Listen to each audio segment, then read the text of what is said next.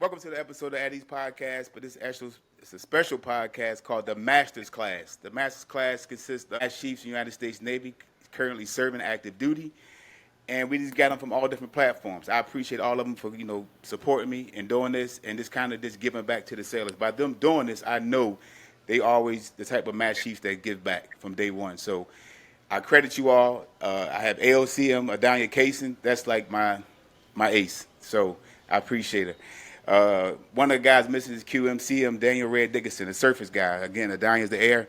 LS Submarine Master Chief Joe Johns. I mean, we're just bringing them all in. So no excuses. Nobody can say, well, they didn't support my community. I'm getting them from the sub community. Air type, again, ABCM, ALQUIN Parker.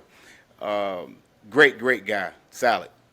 Speaks his mind. That's the dangerous part sometimes, but he probably wouldn't have made it as a CMC, but he need to stay as an AB. MMCM Kyle FESETTE. I can just feel his energy from that surface side. Like that's what Kyle's passion is, giving back to sailors, and he probably the type of person where, from this what I see, some sailors may be afraid to say, "Hey, Master Chief, can you look at my package?" Because they probably scared, like he's gonna give them the 100% truth. So I appreciate you, Kyle. Thanks for coming on. And my dog, since we was E5s together, like back in them days. AZCM, Jerome Polk, man, him with like second classes in the squadron together, just doing our thing and been stay connected from the hip. So thank you all for just doing this for me and just giving back to these sailors. I appreciate it. So we're going to talk about different topics, throughout our podcast, whether it's just mentorship, leadership, finances, selection board process, advancing, because we all been in pay grades, from E1 up to E9. So we have that experience to talk about it. But again, all of my panel consists of active duty, so it can't be like, well, Master Chief, they don't do that no more since you retired. No, I got people with the fresh data, the real, is going to give it to you real and be 100% about it. So again, you all, thanks for coming out and doing this and giving back to these sailors. And let's make it fun. Let's enjoy it. Like just recently, first class, we came out, said that I made board. It's a great thing, but they don't know there's more to it. I mean, it's good to study, and everybody should make board. That's what we say. I should say, I think the first time I took the test, I didn't make it, but I took it for LDO purposes. But the second time I did make it. But you can look at it being embarrassed, but it's a good thing. You make it, you got your opportunity to see, for them to see, the Master Chief to see your package. So now that I made it, what should I be doing? What should I prepare for? Who should I talk to? Who's going to give me the right advice? Because you're going to hear multiple stories. Hey, well, this Master Chief said I should do this. This Master Chief said I should do that. And that Master Chief never sat aboard. But should I still listen to him? Because they made it. They made it just like you for the people that sat board. And just keep in mind, all my panel here, they all sat selection board. So, again, great shout out to you all, because some of us Master Chiefs have never sat aboard. Don't understand it for the life of me, but that's another topic we'll get to later. But for the most part, again, I appreciate you all doing it. And again, y'all have that experience and can tell a sailor where to go, and how to get selected to the next pay grade. No matter if it's a first class, going to chief, or chief going to senior chief, and senior chief going to master chief. Again, I greatly appreciate it. So again, I made board. Now what should I do? So I mean, I'll get started. I think first of all, congratulations, you made board, right? I think one of the first things you need to do is grade yourself, right? Take your record and take a look at your ECP and give yourself an honest grade, right? Where do you think you are before you go and you reach out to the other master chiefs, senior chiefs, board members to get them to look at it and bring that with you, right? So you can compare and contrast where you think you are compared to the master chief or the person you're sitting down with. And the follow up with that is, don't be afraid to get out of your comfort zone when you go to talk to folks after you find out you made board. You want people to look at you, right? Don't just stick to your community, right? If you're an LS, don't just have LSs look at you and MMs, right? Get outside your comfort zone, because people that are not in the rate, they may see things every day in and day out, and it comes, common to them. Me being a machinist mate, I may look at an LS's package and ask different questions because I'm not used to what you guys are looking for. So those would be my first two recommendations is, grade yourself, and when you go asking for help, get outside of your comfort zone and talk to people in other communities. Over to y'all. So that's a good start. The question was, I made board, now what? What I like to advise sellers to do, or what I personally do, once that list come out, I gather all my first classes together, and I just tell them to start getting all they evals and my I love me binders and the ECPs, and just gather all that information together. Throughout the year, I've already kind of coached them to do that, so that they're not waiting until they find out they made board. I actually like to start before that, like soon after they take that chief exam. Let's go ahead and get the ball rolling, because if you waiting to find out if you made board or not, that's when everyone else is going to jump on the same thing. So everyone is kind of trying to submit stuff and update. So I really like to start back in January after that chief exam is taken. But again, I get them to get all their evals together, make sure they get the ECP, and just kind of ask them questions in regards to making sure they understand the ECP and what it is they're looking at. And then I get into the self grading yourself, and kind of seeing where do you think you fall out at. And that's just a broad answer. Yeah, I kind of agree with you there. And that if you're asking, I made board, what's next? You're behind the curve. So you should really be approaching it as I made board. Let's make sure that all those evals are on my PSR and stuff. And the evals are they're going to be what they are as far as where you rank out and whatnot. But what you can control is what you can control as far as qualifications, salarization, and that kind of stuff between that January and when those results come out after you make board and everything else. So control what you can control, make yourself and separate yourself from the pack for fully invest and become fully invest and some. What I would Yeah, I would just say that I did have I made board moment because back when I made it, there was no 365, no Sailor 360, so we didn't have the avenues we have today to prepare us to get ready. So I had that moment, and that moment consisted of checking my OMPF, making sure all my awards were there. I had like 70 NAMs in my record, and I really only had 6, and I had to get that cleaned up. I was worried about that. You checking that continuity report, making sure it's done. But like everyone has said, everyone has that lane now where they already should know this. They go to Sailor 360, 365 before that. They should already know all this stuff. And now, right, you made board. Your record should be already intact. You shouldn't be sending a million enclosures in there because you waited to find out if you made board to send all these enclosures in that we got to look at. Yeah, JB, that's so true as far as the tools and whatnot. I didn't really know as far as like the open book test is what I call it for the precepts, convening orders, and list career path to turn to. And even there's a PowerPoint on My Name HR that walks you through the entire board process that I was ignorant to. So once I stood my first board, I came back and not only my command, but several commands held training. So those master chiefs that didn't go stand the board, I'm educating them as far as the process and including E5s that came to the training as well. And as well as the officers, especially the commanding officer, some of those lessons learned that I can bring back for them. Right, and it's thing that you bring up as well, as regards to enclosures and submitting all these enclosures. I know I'm gonna say it on Facebook, right? The Ask the Chief um, Facebook page. It's so many board questions coming in that page every day, posted anonymously. And just yesterday, I think it was, I posted a comment because someone said that, hey, I wanted this to be the first year I didn't have to actually submit an enclosure. And your statement just made me think about that, right? Like sometimes it's due to no fault of your own, because your OMPF is only going to be updated at certain times in your career. And if you've been on board a command for 4 or 5 years or whatnot, that OMPF ain't going to be updated, and you doing what you're supposed to do, going out there getting quals and all that type of stuff like that.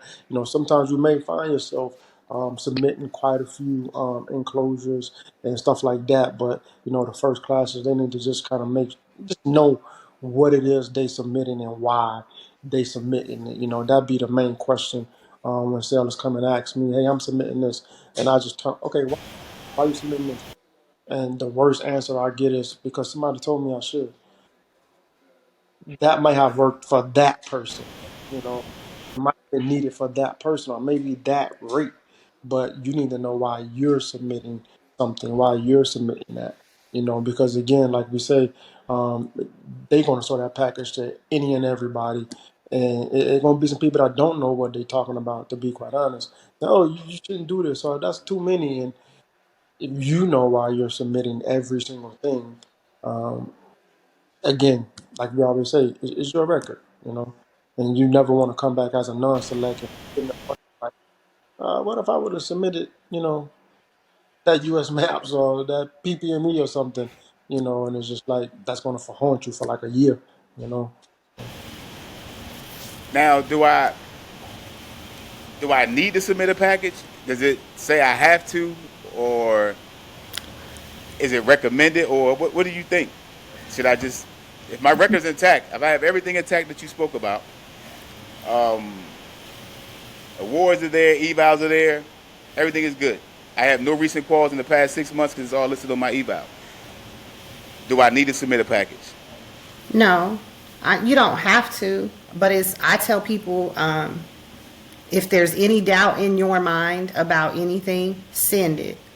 I'm not going to hold it against you. I may not like to look at your 15 different U.S. maps, and not a single one of them are going to ring a bell for me. I'm not going to care, but I would rather you submit something and ensure that I can't miss it in one of your evaluations, especially if it is a shall, a must, or a should in your enlisted career path, and force me to look at it than to force me to find it in an eval from 4 years ago, especially if I'm looking for a specific qualification, for a lot of rates that require specific qualifications.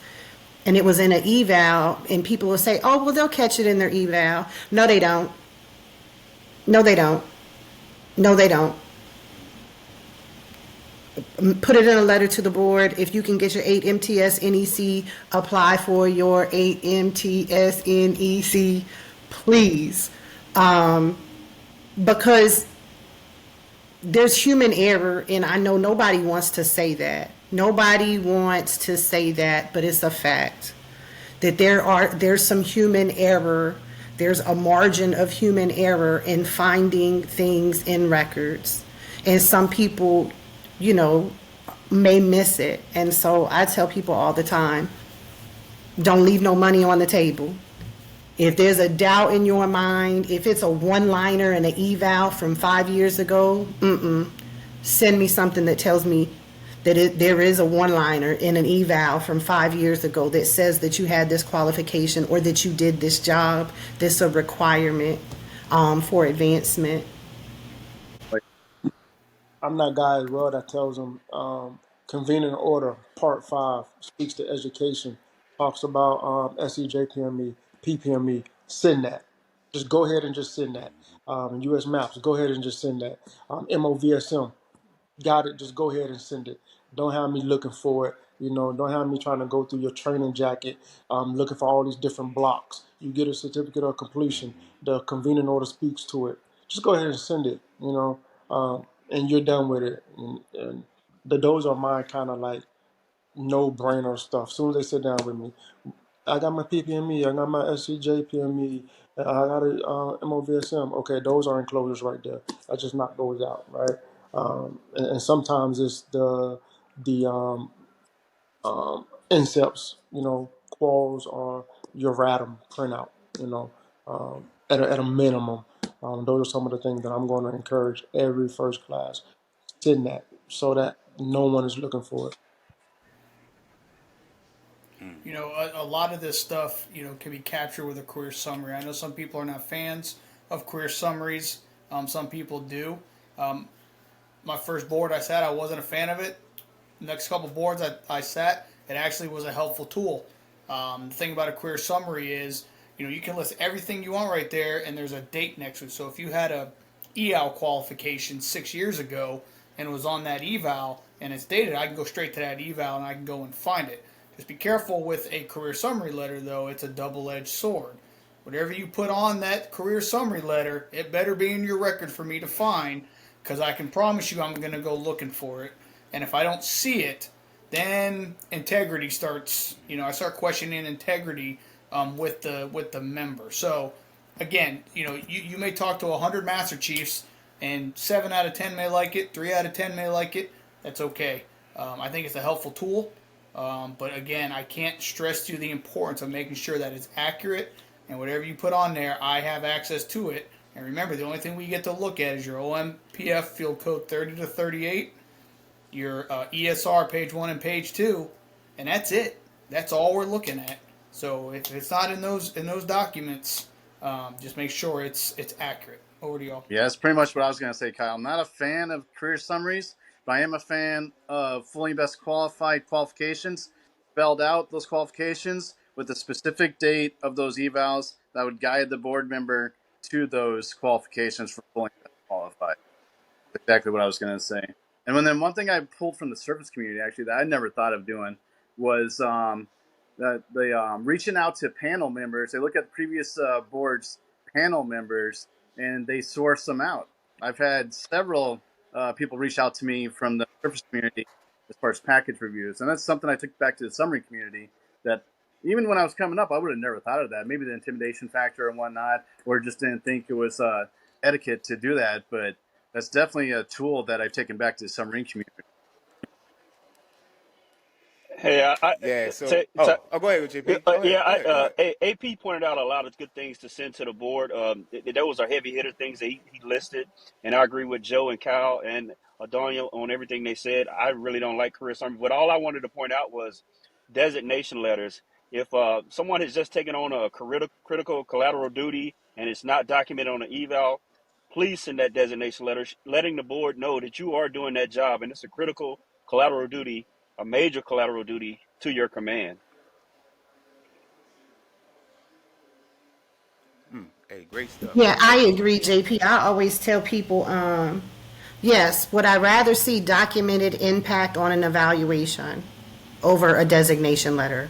Of course, I want to see utilization over designation. But if you ain't had time to show me utilization, at least show me that your chain of command has enough faith in you to assign you those types of responsibilities. Because there's some people that you just would not assign a wet wash rag to. And so, when in doubt, send me what you've got. I would much rather see that you're holding the job and just hadn't had an evaluation yet than nothing. So I'm gonna be kind of, I'm not gonna say the bad guy or whatever, but career summary letters, right? Like this is what I tell everyone in regards to my take on career summary letters. Like you said, hey, if you want to send it. But the feedback that I always give is that one, in this Navy we have formats for everything. We have LODs. Every command you go to, a LOD is going to look like a LOD. A memo is going to look like a memo, right?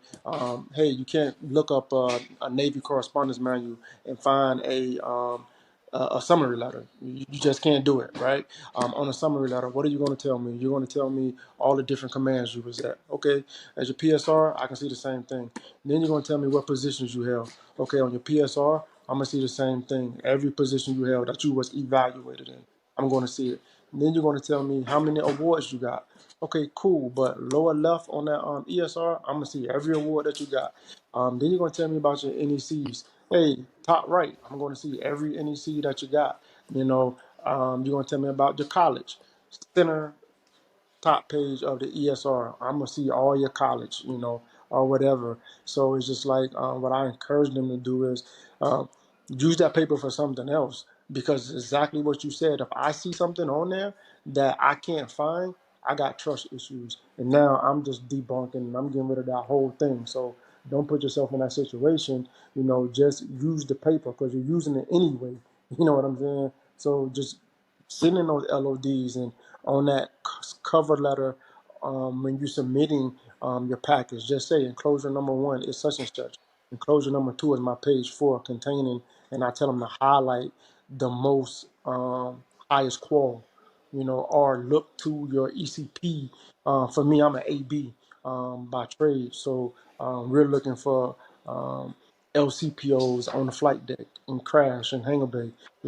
Go ahead and submit that page 4 and say, hey, enclosure 1 is page 4. Upon review, you will see that I'm qualified 321 flight deck LCPO. You know what I'm saying, or whatever. Direct me to it. You know what I mean? So that's just my little take on it. It was great as we have a different variety of answers, but ultimately it's coming down to it's up to the service member to send in a letter to the board. It's up to them.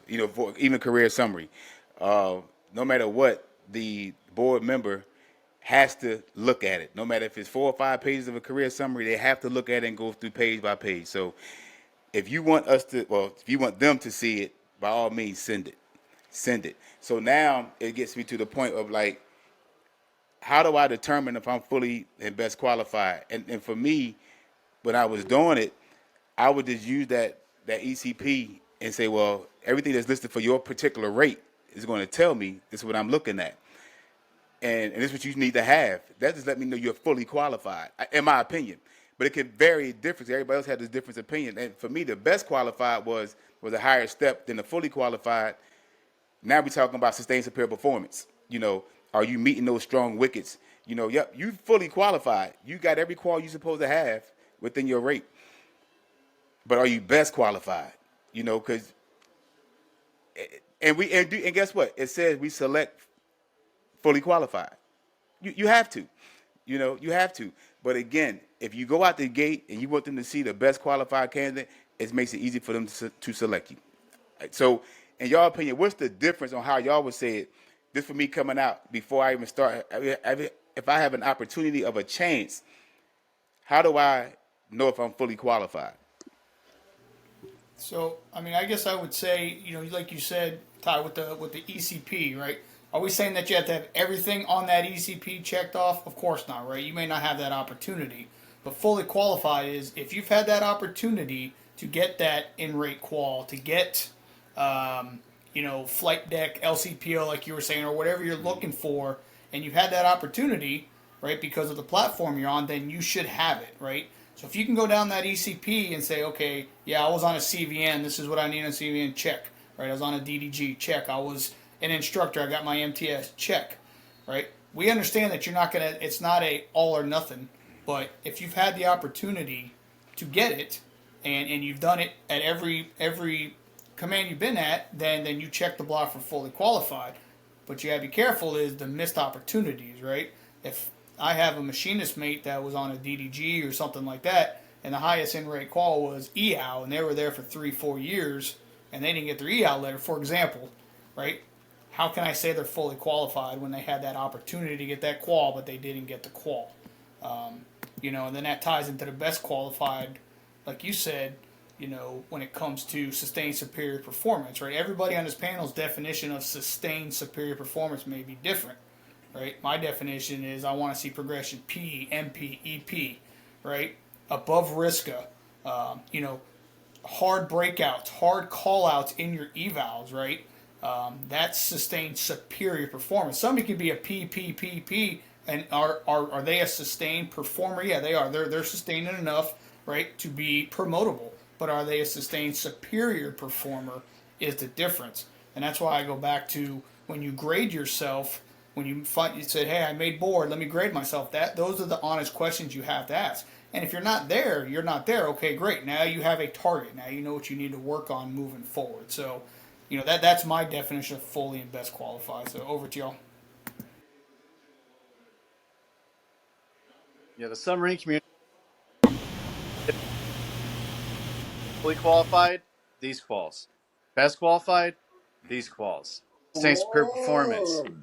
So, as Kyle was saying, what's the sustained superior performance? You could be in the MP lane, but your risk is at an EP sailor due to numbers and whatnot, restrained by that. So we are pretty spoiled as far as that. And when I was with the Surface panel, I noticed that there's in some of the ECPs there's shoulds instead of shalls, which leaves room for interpretation. Which we need to take a dive into those and then remove all the shoulds. All great points, and I use some of them myself in my conversations with first classes and the chiefs for that matter. One of the things that kind of when you keep because we keep saying grade yourself, and one of the eye opening things that when the first class hear it, it kind of put things in perspective. And I let them know, like, hey, to be selected as a chief petty officer, you're saying that you are, somewhat in the 9 to 10% percentile of your rate. Top 9 to 10% of your rate. If you haven't achieved that at your command, what makes you think you're that in your rate? You know, um, Sustained superior performance. Again, it's about more times than not you being above the risker. Do you have the breakouts? I also tell them, hey, just because you got one EP, don't necessarily mean like that's that's going to be it for you. In a 36-month tour, the expectation is to go from P to MP to EP. That's the expectation. And if you did that, okay, great on you. You've met the expectation. But however common, if you come out the gate instead of a welcome aboard P, because that's what we all call them, right? You have your MP and then EP, or MP, then a number one MP, and then your EP. Like, hey, that's your performance. You're knocking it out the box. So, but again, everything is spot on. I agree 110%. I just want to kind of piggyback on what Cal said. It's all about also having opportunity to get those qualifications on your ECP, which is huge, especially for AZs. We have safer flight as recommended on our ladder. All the way from making chief to E9, and everybody doesn't get that opportunity. You could be in a command where a maintenance master just is against AZs getting safe flight. They might not ever get an opportunity to get it, and if they're on board a carrier or at FRC, they can get PC qual, and they might not have an opportunity to get that because they're taking care of the records. So I wouldn't hold that against them. I would look at that and say, hey, they didn't have an opportunity to get it. Just because you were on a C duty command doesn't mean you get an opportunity to get it, because sometimes the chain of command just won't let it happen, and we see that.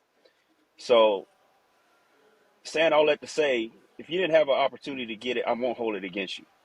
But if you're on a ship's company and you don't walk away with an air and surface pin, we got a problem. Ooh, yeah, that's a I'll move on. That bothers me when they had an opportunity and don't get it. So, what if I'm doing an assignment that's outside of my rate and it's not even on the ECP, but a detailer sent me here, and it's not. You won't even find it anywhere on the ECP of what I'm doing. You know, what should I do at that point? Be great. You be great wherever you are, but I always also tell people is shore duty is for extra.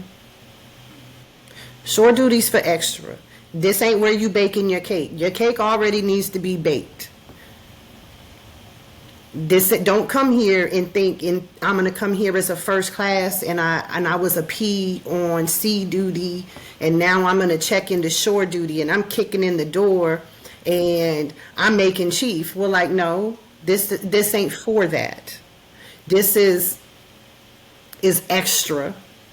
This is asparagus. This ain't steak and potatoes. This is asparagus.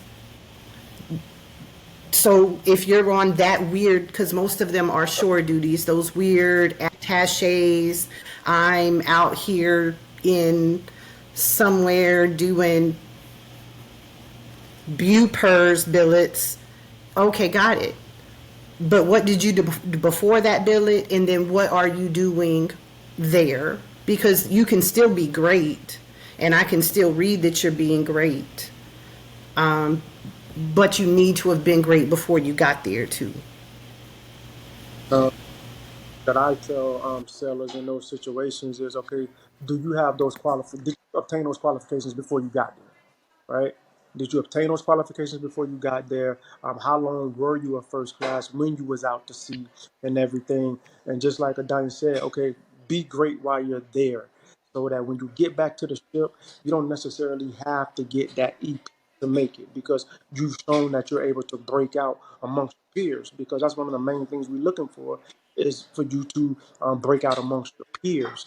So yeah, get your EPs, do your collaterals, get your involvement in the First Class Petty Officer Association, be the president, be the vice president, be all that stuff, do all those things while you're there. That's what you can knock out and take care of. So when you get back to the fleet, you can get those quals that you need as per your ECP to pay grade and to chief.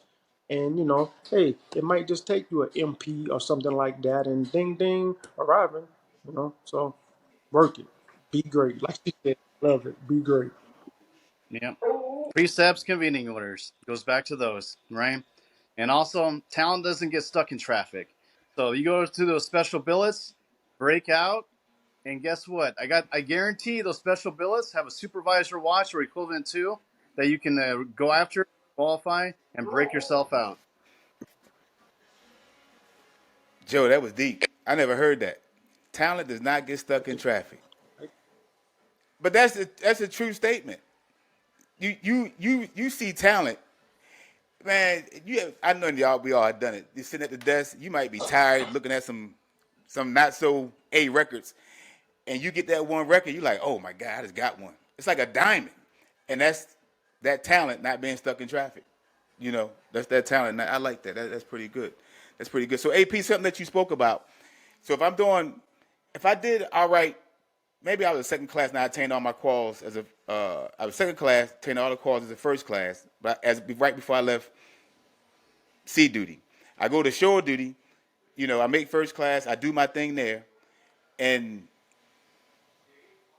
I just check in the time, but I don't have to take a welcome aboard P. I don't have to. I can just say, hey, no, I'm not going to do it. I'm good. I don't want to be a part of them numbers. Would you take the welcome aboard P? You can't play the game if you ain't in the game. Get in the game, coach. So many people are afraid to take that welcome aboard P, and I'm saying it's only going to help you. I promise you, it's going to help you. If your record, again, it goes back to what my man said, talent don't get stuck in traffic. If you take that welcome aboard P, the board knows, oh, they didn't have to take it. They're looking at the dates. They're looking at those dates and say, they just did the command a favor. No problem.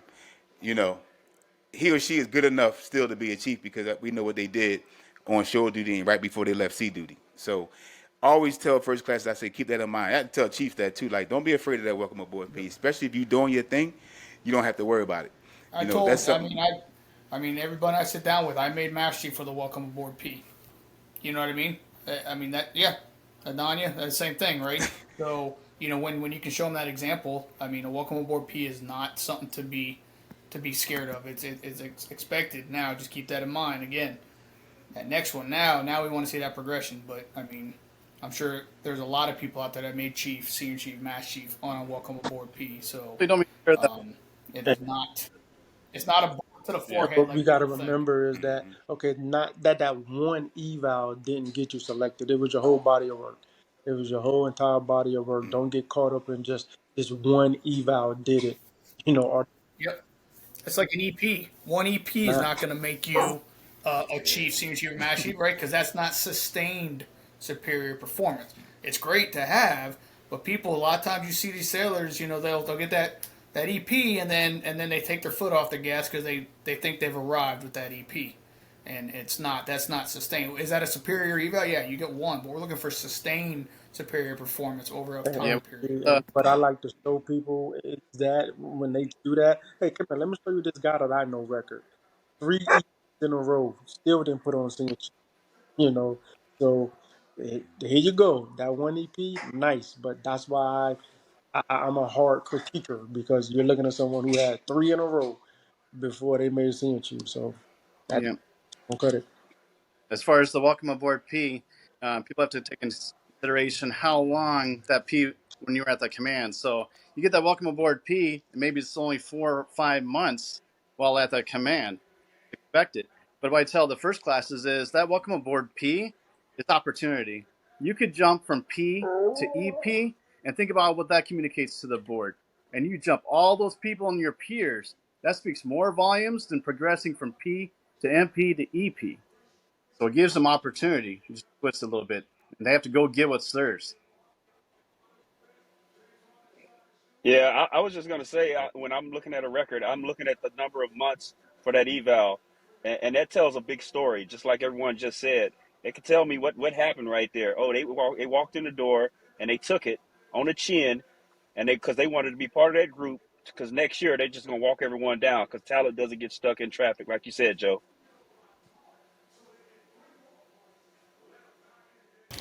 Look now, that's all of our phrase now, Joe. I just need you to know that that belongs to us. I'm gonna go into work tomorrow and tell them I made it up. I'm just letting you all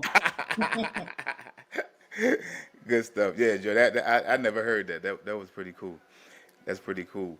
So if I don't get selected because the board didn't see this, they didn't like me. Um, I failed that PRT 6 years ago.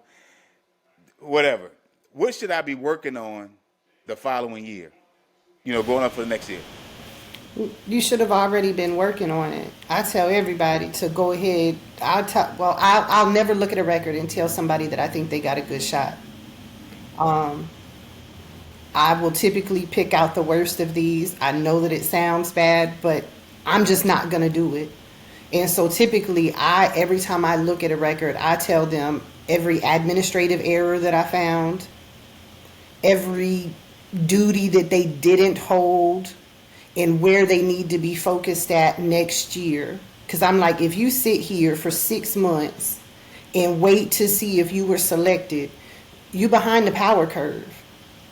You need to be working on next year right now.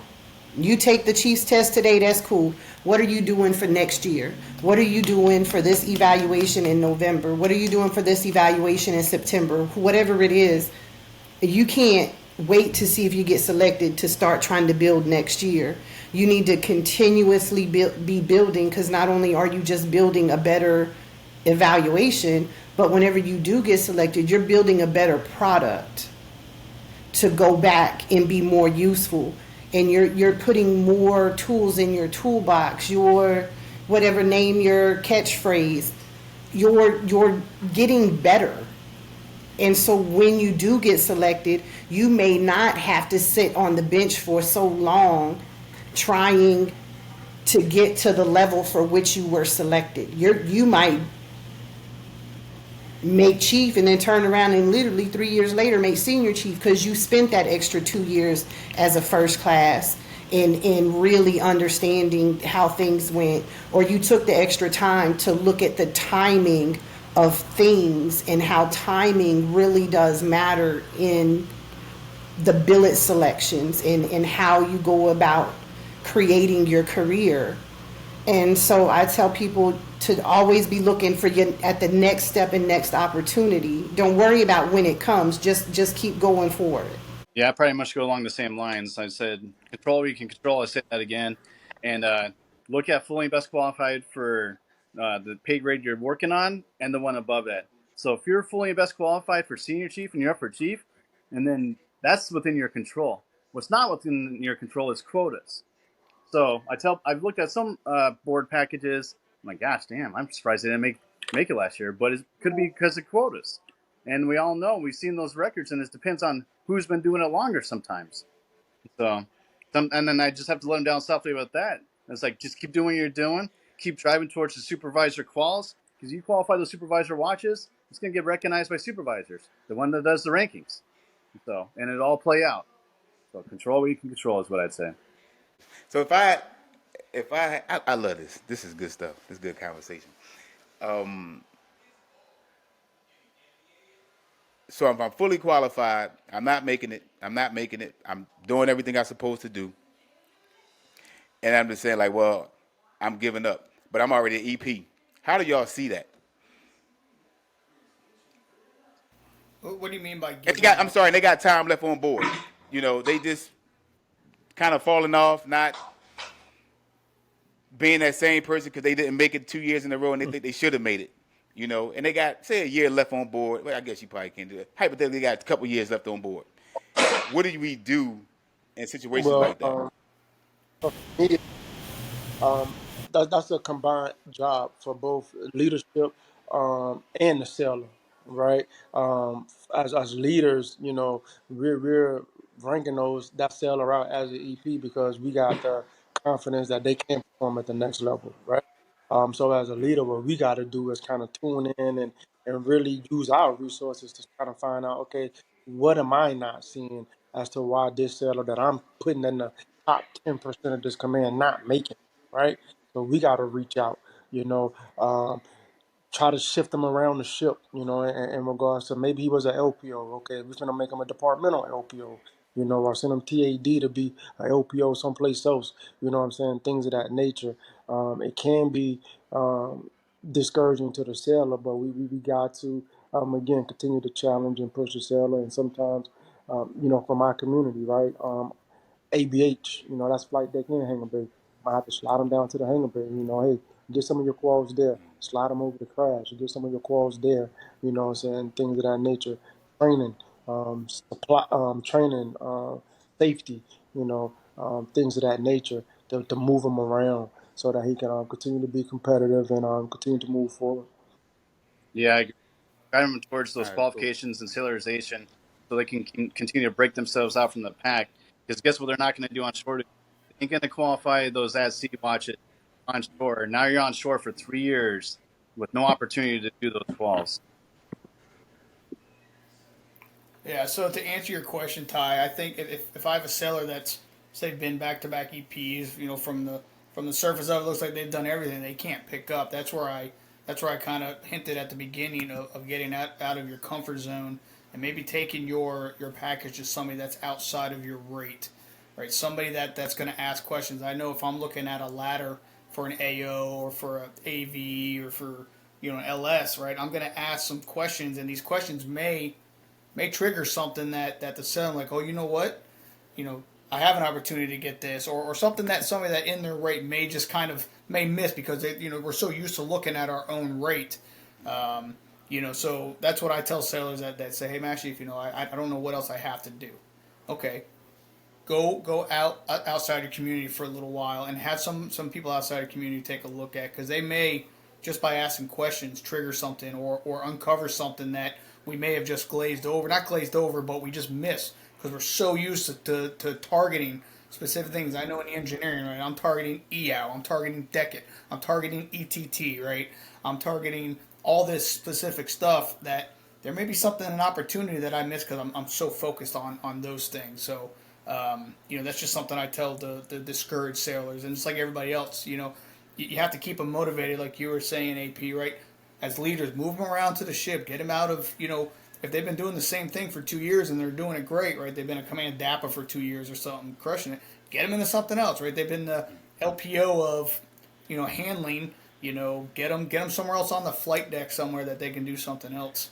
And encourage them to ask, too. That's another thing, too. I think a lot of first classes, they're afraid to ask to go above there. Like, they're afraid to, ask, hey, what else can I do, right? They get into their comfort zones also, and they feel like they're crushing it, and they are, but they don't want to ask, hey, what else can I do? So that's something I tell the first classes also, is to don't be afraid to ask for other stuff.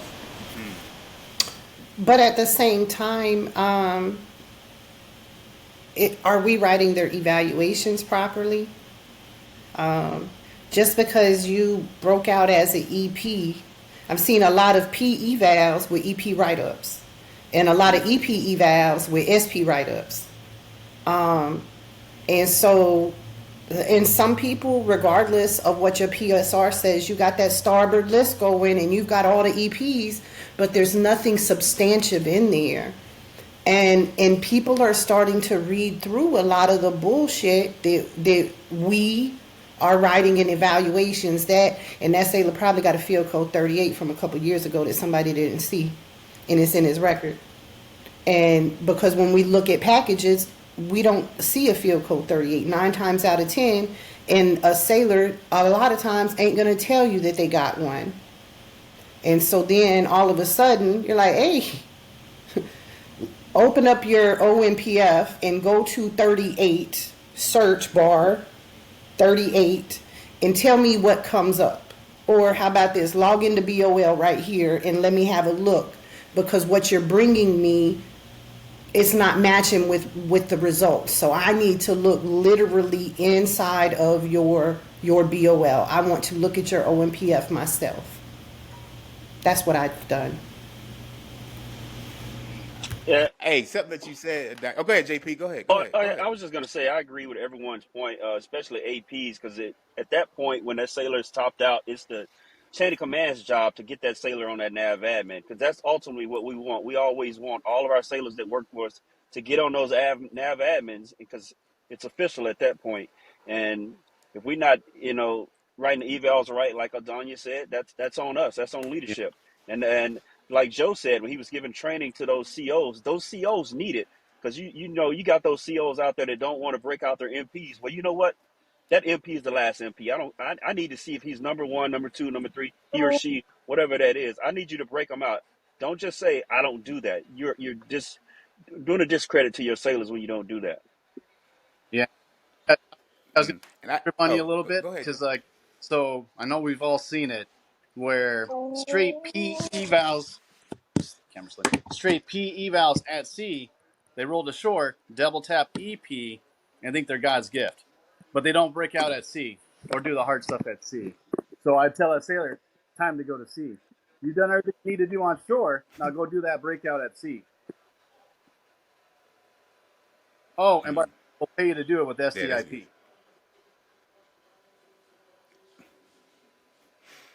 Yeah, that's good stuff. So if a sailor, if a sailor writes a letter to the board explaining something like that happened some time ago, and they telling the story and how they recovered, like this a letter, like a handwritten letter. I'm detailing everything that would happen to this particular situation. Blah blah blah blah blah. How much weight does that hold on you as the board member? You reading it and looking at it, and they telling the story. They could detail it. You can see like, oh wow, and say it was like maybe 5 years ago or 3, 4 years ago, and they detailed it out. This is why it happened, and it kind of in line. If that sailor went to captain's mast or anything like that, but it's kind of like, how do you view that? My only concern with those, if it comes directly from sailor only, and I don't have anything else, my only concern with that is I'm only getting that one side of the story. I always tell sailors, if there's a story to be told, you got a back-to-back MP and you were stuck in traffic for say, but it wasn't written on your eval. Get something from your department head. Get something from the skipper that says, yep, this person we just didn't put it in their eval. I mean, we obviously, like you were saying, we have to read everything that's sent to us page for page, and we're going to read it out. But if it comes directly from the sailor, we're gonna. I mean, I'll give it its due. I'll read it and stuff like that. But it's hard to when you look at one side of the story to really put a lot of weight to it. That's just me personally. Now, if it makes sense with what the evals are saying, and I can build a story out of it that makes sense, that may be a little bit different. But if they got all PE vowels, but they write this letter that says, no, I was an EPCL, I did all this, and this, and it just didn't capture. But all I see is what's on a signed eval. It's hard to put much weight to it. Yeah, I agree wholeheartedly. That's just one side of the story. And when they sign that eval, they got two choices at the bottom of it: intend to make a statement, don't intend to make a statement. Go ahead, write your statement, make an official part of that eval. Every time it comes up, I'm going to read that statement, and then even the command has the opportunity to rebuttal to the statement that you make too as well. So that's the two sides. Um, and like I said, if you get back with either the reporting senior or you still at the command. Funny story, right? I had a seller had me look at his package. He had keys back to back. Wasn't breakouts at all. It was just two EPs. Hey, Stripe, this is not a good look. Even though you got two EP, if you're able to get a memo or something, I asked, is the CO still there? Yes, CO's still there. CO got to keep his contact or of his summary group for those evals. So hey, if the CO doesn't mind, to write you a memo. You know what I'm saying? Where did you break out at? You know what I'm saying? In those EPs, and that's what he did. So the CO said, fine, he would do that for him. You know, to me, that's the first of one stone. It shows the seller that the command is supporting them, behind them, is listening to him, and wants him to succeed and be great and do good things. So sometimes you have Say, Ty, I actually had that scenario at the board where the sailor had back-to-back EPs. He was in a command with multiple type model series. He was safe of flight on each and every one of them. And he went to mass, got a field code 38, and his next eval was an EP. Well, the OIC that took him to mass wrote him a memo and explained why he didn't bust him down and explained why he left his eval the way it was. And he went to his next command and he got a welcome aboard EP because he was that good. So guess what? When I briefed that record to the panel, that guy was a chief. It goes back to right. We don't embrace zero tolerance. Within 5 years, how far within 5 years? That'll be taken into consideration, and also your recovery. I agree. And then I'm going to say, like, I will look at whatever a sailor writes because I'm not saying that I'm going to believe everything that they write, but I think it takes a lot of humility to write a letter to somebody that says, yo, I messed up and there was some circumstances and I'm going to take some of the blame and maybe I'm going to put some on somebody else too. I don't know. But that takes a lot to reach out and tell somebody and admit that there is an issue in your record. But I tell people to speak to any issue in your record. If there's an anomaly in your record, I would rather you explain it to me and give me the opportunity to either believe you or not than me sit there and try to fill in the blanks. But when you talk specifically about a field code 38, I am going to tell most people that they're not all field code 38s are created equally. A general whatever, I didn't do something right knowingly, or I made a mistake and tried to cover it up. Okay, cool. You was sleeping with your sailor, it's going to be a no for me every time. Every time. It's going to be a no for me. You got busted down as a chief to a first class. I see E6, E6, E7, E7, E6. It's going to be a no for me. Your recovery's great. It should be. You done been there before. Your recovery should be great. I'm not, those are some things I'm not going to probably get past. I might can, but my line is no, and you're going to have to work me from there. I had a situation like that to what ADONNIA spoke about, where I had a solid chief, solid. But right before he got to me, he was a warrant officer. And he told me, oh, man, I failed this inspection, blah, blah, blah, blah, blah. And I believed him. I'm like, well, what he got to lie to me for? Yeah, that wasn't the truth. It was more to that story. So it was just like, dang, why did he? But he works. But it's just like, dang, why he had to lie? I mean, we are in the same family, same community. I'm going to find out. So just give me a minute. I'll give you the opportunity to tell me the truth. But yeah. So I think Joe might have alluded to this a few statements ago about, like, PFA failures, DUIs, anything that can deter me from getting selected, So it's been 2 years now, 3 years now. I've shown that sustained superior performance. I've done all of those things, but I'm still not making it. Why are y'all match chiefs and officers not selecting me? Because I turned it around. I need to see what you are doing to either ensure that you maintain your turn it around, or that you're assisting other people, and anybody can tap dance for a certain period of time. I'm not a, it's got to be 5 years. I don't have a year mind, but depending on what your infraction is, and for me, it's going to depend on what I need to see from you and how I need to see it. Because I might not, I really dislike DUIs, but I can understand, even though with everything that's out there, I can understand how somebody can get a DUI. I can't understand how you slip and fall into a third class. And so for me, or I can understand how even now, one PRT a year, I can see how maybe you had a lot going on. Maybe you quit smoking or you went through a divorce and you put on some weight and so you failed a BCA.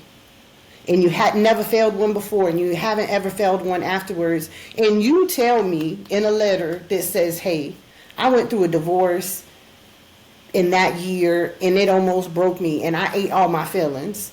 And that was the wake up call that I needed to get out of my own way. And I got my life back together now, and I may not be the picture of fitness, so I'm not the CFL, but I do go in and work out with my division, and we hold divisional, PT or whatever. Then I'm okay with that. So it's just a matter of what did you do and what did you do to show how you're getting past it. I wanted to bring up too, since we was talking about letters and everything like that. We talking about a lot of the negative letters, but also one thing that's not on your PSR, ESR, or anything like that is your marital status, right? And when you take in regard to the ECP and your C-store rotation, those we got a lot of mill-to-mill sellers, and a lot of times when I look at PSRs and I see, like, yo, why you got back-to-back store duty? You know what I'm saying, or whatever, stuff like that. I don't know why. You're gonna have to tell me that you're married, because that's nowhere in anything. And the precept says I can't hold it against you because you are, So those are, since we was talking about letters and everything like that, I just wanted to make sure I bring that up too. The mill-to-mill people.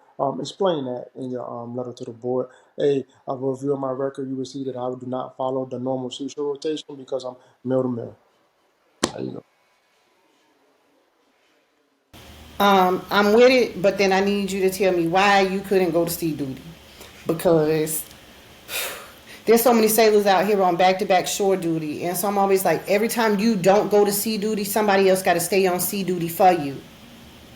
And I got it, you meal to meal, that's cute. I was a single parent. I still had to go out to sea. I still had to find a way to make it happen. And I'm not going to hold it against you.